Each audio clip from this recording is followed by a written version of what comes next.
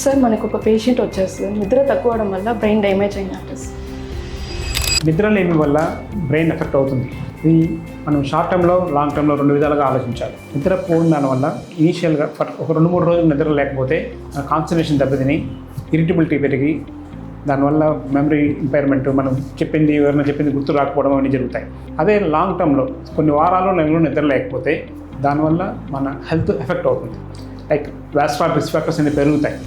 BP అనేది control కాకపోవడము, mood disorders రావడము, తర్వాత ఈ రిస్క్ ఫ్యాక్టర్స్ వల్ల స్ట్రోక్ కూడా వచ్చే అవకాశం ఉంటుంది ఫ్యూచర్లో.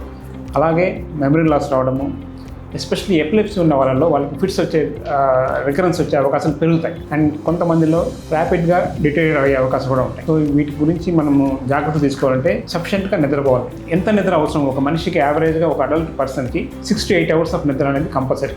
మినిమం అయితే 6 hours నిద్రపోవాలి. ఐడియల్గా 8 hours, అట్లీస్ట్ 6 hours నిద్రపోతే మనం ఆరోగ్యంగా ఉంటాం.